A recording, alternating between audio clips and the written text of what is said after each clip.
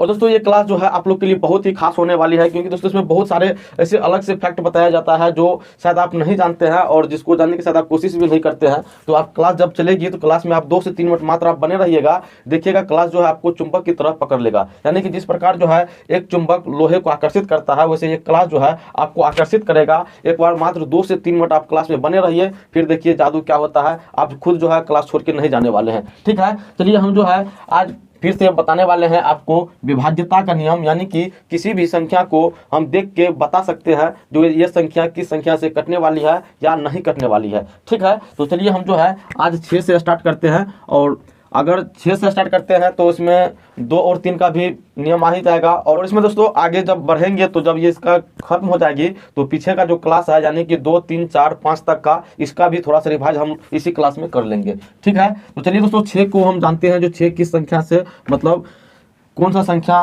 6 से कट जाएगी, इसको हम देख के कैसे बताएंगे। ठीक है, अगर कोई भी संख्या, अगर कोई भी बड़ा से बड़ा संख्या क्यों ना हो, अगर वो संख्या 2 और 3 से पूरी विभाजित होती है तो पूरा पूरा संख्या 2 से मतलब 6 से विभाजित हो जाएगा। अभी हम क्या बोले ये नहीं समझ में आया तो फिर देखिए यहाँ पर मान के चलिए यहाँ पे कुछ डालते हैं। ठीक है, इस और यहाँ पे 6 का हम क्या बोले हैं, वो संख्या 2 से भी कटना चाहिए और 3 से भी कटना चाहिए। जब 2 और 3 का बात यहाँ पर आता है तो हमें ये भी पता होना चाहिए जो कौन सा संख्या 2 से कटेगा और कौन सा संख्या 3 से कटेगा। ठीक है, तो चलिए 2 के बारे में पहले जानते हैं, जो कौन सा संख्या जो है 2 से कटती है या नहीं कटती है। अगर किसी भी संख्या का इकाई का अंक अगर 0, 2, 4, 6, 8, क्या चीज बोले अभी, 0, 2, 4, 6, 8, किसी भी संख्या का अगर इकाई अंक ये अंक में से कोई भी हो, ये डिजिट में से कोई भी हो, तो वो संख्या 2 से जो है पूरी विभाजित हो जाती है। ठीक है, जैसे यहाँ पे देख लीजिए इसके लास्ट में क्या है, अभी 2 है, तो ये संख्या जो है 2 से पूरी विभाजित हो जाएगी। ठीक है, चलिए 2 का तो जान लिए, अब 3 के बारे में थोड़ा सा जानते हैं।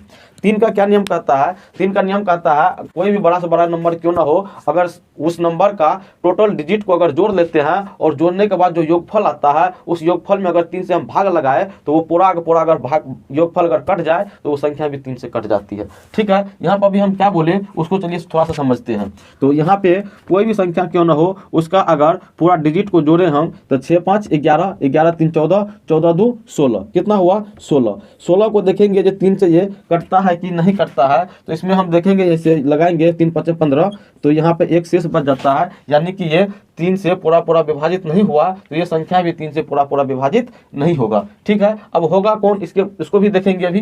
तो यहाँ पे जब अगर हम बात करें 6 से ये विभाजित होगा कि नहीं होगा, तो बाबू यहाँ पे ये 2 से तो हो रहा है लेकिन 3 से विभाजित नहीं हो रहा है। जब 3 से विभाजित नहीं हो रहा है तो ये 6 से विभाजित जो है नहीं होगा, 6 से विभाजित ये नहीं होगा। अब चलिए यहाँ पे हम इसको बढ़ा के देखते हैं। यहाँ पे देख लीजिए 1 बढ़ गया है, हमारा 1 जो है बढ़ गया है, यानी कि अगर इसमें 2 और जोड़ दे तो 3 हो जाएगा, तो ये कट जाएगा ना 3 से ये कट जाएगा ना। तो चलिए यहाँ पे कुछ कलाकारी करते हैं हम। अगर 2 हमको 2 ही बढ़ाना है, अगर हम 2 को कहीं पर लिख देते हैं, अगर मान के चलिए यहीं पर हमको 2 को लिख दे, 2 को हम यहीं पर लिख दे, अब ये संख्या जो है 6 से पूरा विभाजित हो जाएगा। क्यों हो जाएगा बाबू, इसके इकाई अंक जो है 2 है तो ये 2 से कट ही जाएगा, और 3 को काटने के लिए 2 कम पड़ रहा था, 2 हम डाल दिए हैं, अब ये भी कट जाएगा।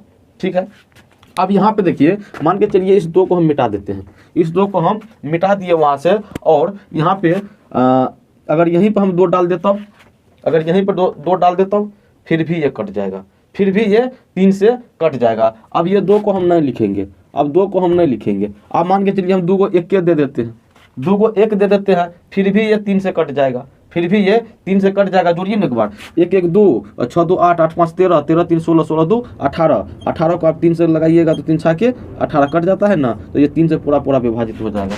अब ये नहीं है जो हम लास्ट या शुरू में दे सकते हैं, इसको हम हटा के, ये 2 को हटा के ये बीच में कहीं पे हम डाल देंगे, बीच में कहीं पे डाल देंगे, फिर भी ये 3 से कट जाएगा। अब हम यहाँ पे 2 ही ना देके चलिए 1, 1 दिए है ना, इसको हम हटा देते हैं, कहीं पे हम 2 लिख देते हैं, बीच में कहीं लिख देते हैं, फिर भी ये कट जाएगा। यानी कि कोई भी हो, कहीं भी हो, उससे हमको मतलब नहीं है, हमको मतलब सिर्फ इतना रहना चाहिए जो जोड़ के हमको वो 3 से कट जाना चाहिए, बस इतना ही काम है। अब यहाँ पे एक चीज़ और गौर कीजिए दोस्तों, यहाँ पे कितना जोड़ते जाइएगा, क्या कीजिएगा, ये तो थोड़ा लंबा प्रोसेस हो गया ना, इसको भी कम करने के लिए कुछ चाहिए ना जुगाड़। चलिए जुगाड़ आपको देते हैं। हैं कम इसको कैसे करेंगे। बाबू इसको कम करने के लिए यहाँ पे एक चीज़ देखते जाना, जोड़ जोड़ के अगर 3 का टेबल में जो आता है ना टर्म उसको हटाते जाइए, उसको दिमागी से हटा दीजिएगा। क्या चीज़ क्या बोले अभी हम, इसको देखिए यहाँ पे 6 है ना, 6 3 के पढ़ा में आता है, चलिए इसको हटा दिए, इसको दिमाग से हटा दिया। अब यहाँ पे देख लीजिए तो 5 2 7 7 2 9, 3 के पढ़ा में आता है, चलिए ये भी गया। अब ये 3 के 3 पढ़ा आता है ना, आता है, ये भी गया। यानी कैसे काट काट के जो है हम काम कर सकते हैं। आप कितना जोड़ते जाइएगा, जोड़ने से काम नहीं चलने वाला है। अब यहाँ पे एक चीज़ और देख लीजिए, अगर जोड़ के मान के चलिए कुछ ऐसा टर्म आ जाता है जहाँ पे आपका दिमाग ये नहीं काम करता है, जो ये 3 से कटना, 3 से ये कटेगा कि नहीं कटेगा, तो वहाँ पे एक काम और कर सकते हैं आप। जैसे यहाँ पे देख लीजिए 6 2 8 8 5 13 13 3 16 16 2 18। अब यहाँ पे मान के चलिए 18 आया है, यहाँ पर जो है 18 आया है, तो 18 तो बहुत कम ही संख्या मतलब ये है, तो इसमें तो सभी पद बता देते हैं जो 3 के पढ़ा में मतलब है तो कट ही जाएगा। ठीक है, अब यहाँ पे मान के चलिए कुछ और ही चीज़ आ गया, मान के चलिए यहाँ पे 54 आ गया, ये जोड़े सब टर्म को और आपको जोड़ने के बाद 54 आ गया। अब तो सबका दिमाग यहाँ पे काम नहीं करेगा, सबका दिमाग यहाँ पे काम नहीं करेगा जो 3 से कटेगा कि नहीं कटेगा।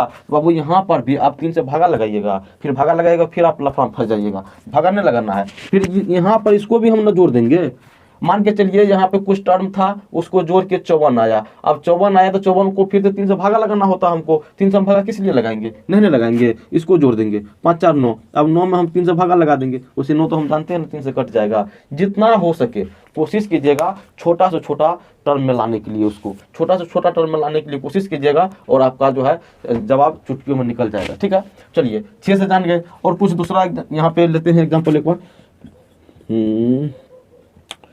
चलिए इसको एक बार देखते हैं जो ये 6 से कटेगा कि नहीं कटेगा। तो बाबू ये तो 6 से पहले ही बता देंगे जो नहीं कटेगा, क्यों, इसके लास्ट में हम 5 डाल दिए हैं। लास्ट में जब 5 डाल दिए तो 2 से तो कटेगा ही नहीं, क्योंकि 2 से वही कटेगा जिसके लास्ट में 0 2 4 6 8 रहे, तो ये तो नहीं कटेगा। चलिए 5 उसके आगे में हम कुछ और डालते हैं यहाँ पे, चलिए 0 ले लेते हैं एक बार, ये 0 ले लिए। अब 0 लिए तो 2 से कट ही जाएगा, चलिए 2 से कट गया। अब 3 से एक बार चेक करते हैं, 3 से ये तो गया, 3 2 6 ये भी गया, 5 4 9 ये भी गया। अब यहाँ पर 5 रह गया, 5 रह गया, 5 तो 3 से नहीं कटता है, ये संख्या जो है 3 से नहीं कटने वाली है। ठीक है, अगर यहीं पे कहीं यहाँ पे हम 1 डाल दे, यहीं पर चलिए डाल देते हैं। अब ये 3 से कट जाएगा क्योंकि 5 1 6, 5 1 6 ये भी कट जाएगा, तो पूरा जब संख्या कट गया तो 3 से भी पूरा ये संख्या भी कट जाएगा। ठीक है, चलिए उम्मीद करता हूँ दोस्तों ये जो है 6 का नियम आप जान गए हैं, और 6 के साथ साथ आप जो है 2 का भी नियम जाने और 3 का भी नियम जान गए हैं। ठीक है, चलिए 2 का हो गया, 3 का हो गया और 6 का हो गया। आपको बचा है कितना, 4 का और 5 का। आगे चल के 4 और 5 को भी हम जानेंगे, उससे पहले 7 का जान लेते हैं, क्योंकि दोस्तों 7 का जो है बहुत आदमी को पता नहीं है, 7 का नियम पता नहीं है। वैसे भी 7 का नियम जान के आप कुछ उखाड़ नहीं पाइएगा, और इसमें प्रोसेस ही इतना है जो माथा खराब हो जाएगा आपको। ठीक है, चलिए थोड़ा सा फिर भी जान लेते हैं 7 के बारे में, जो कौन सा संख्या है जो मतलब 7 का जो है किसी भी संख्या को कैसे हम बताएंगे जो 7 से विभाजित होगी कि नहीं होगी। ठीक है, वैसे दोस्तों 7 का बहुत लंबा प्रोसेस है। मान के चलिए हम यहाँ पे 886 ले लेते हैं, क्या लिए 886 ले लिए।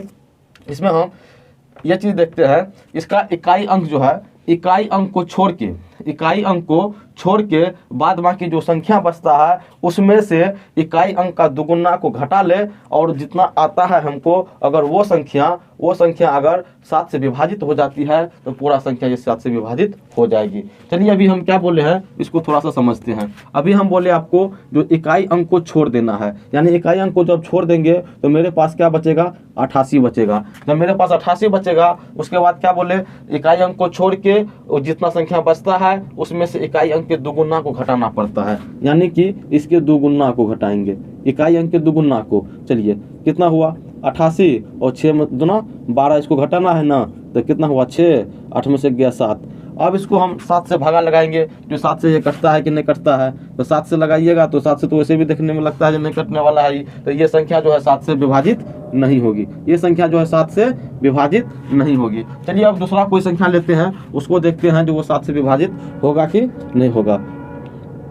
यहाँ पर ले लीजिए आप 8, चलिए 8 ले लेते हैं, उसके बाद 4 ले लेते हैं, और उसके बाद यहाँ पे चलिए 7 ही ले लेते हैं, 847 ले लेते हैं। अब इसको देखना है हमको, जो ये 7 से विभाजित होगी कि नहीं होगी। तो अभी हम क्या बोले, इसका इकाई अंक को छोड़ के जो भी संख्या है उसमें से इकाई अंक के दुगुना को घटाना है ना। तो 7 दूना 7 की जगह तो 14 होगा, यानी कि 84 में 14 को घटाएंगे तो कितना होगा 0, और 8 में से गया तो 7, और इस 7 को भागा लगाएंगे 7 से, तो मतलब एक मरतबे में 7 हो गया, यहाँ पे 0, तो कितना हुआ 10 मरतबे में ये कट गया। यानी कि ये 7 से जब ये इसका जो परिणाम 7 से विभाजित हो गया तो ये पूरा संख्या भी 7 से विभाजित हो जाएगा। तो इतना कितना आप करते रहिएगा, ये इससे अच्छा मतलब जितना टाइम इसमें आप लगाइएगा ये चेक करने के लिए, उतना में तो आप भागे लगा दीजिएगा, इसको उतना में आप भागे लगा दीजिएगा। तो ये 7 का नियम उतना हमको फायदेमंद नहीं लगता है, और आपको क्या लगता है हमें बताइएगा ज़रूर,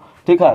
तो चलिए 7 का तो जान लिए हैं, और वैसे दोस्तों चलिए यहाँ पे जो है थोड़ा सा 4 का और 5 का नियम देख लेते हैं, संक्षेप में देखते हैं, थोड़ा डिटेल में नहीं देखेंगे, संक्षेप में देखेंगे। तो 4 का दोस्तों 2 ठो नियम है, 4 का नियम 2 ठो है। अगर किसी भी संख्या को हमको बताना है जो 4 से विभाजित है कि नहीं है, तो उसके लिए 2 ठो नियम दिया गया है। पहला नियम आपको ये कहता है किसी भी संख्या का अगर इकाई और दहाई का अंक अगर 4 से विभाजित हो जाती है तो वो पूरा का पूरा संख्या भी 4 से विभाजित हो जाएगी। कहने का मतलब ये हुआ, अगर कितना बड़ा से बड़ा आप संख्या यहाँ पर ले लीजिए, बड़ा से बड़ा संख्या आप ले लीजिए, और उसको ये देखिएगा इकाई और दहाई का अंक, यानी कि लास्ट का 2 डिजिट अगर 4 से विभाजित हो जाती है तो पूरा संख्या भी 4 से विभाजित हो जाएगा, ठीक है। और इसका दूसरा नियम आपको ये कहता है अगर किसी भी संख्या का इकाई और दहाई का अंक 0 हो। कहने का मतलब ये हुआ किसी भी संख्या का लास्ट का 2 डिजिट अगर 0 हो तो वो संख्या 4 से पूरी विभाजित हो जाएगी, ठीक है। उसके बाद यहाँ पे देख लीजिए, ये तो 4 का हो गया। अब 5 का थोड़ा सा जान लेते हैं। 5 का नियम ये कहता है, 5 का भी नियम 2 ठो है। 5 का नियम 2 ठो है। पहला नियम 5 का ये कहता है अगर किसी भी संख्या हो, कोई भी बड़ा से बड़ा संख्या क्यों न हो, अगर उसके इकाई अंक अगर 0 हो, तो वो पूरा संख्या 5 से विभाजित हो जाएगी। इसको आप लोग भाग लगा के देख लीजिएगा, ठीक है। और दूसरा नियम आपको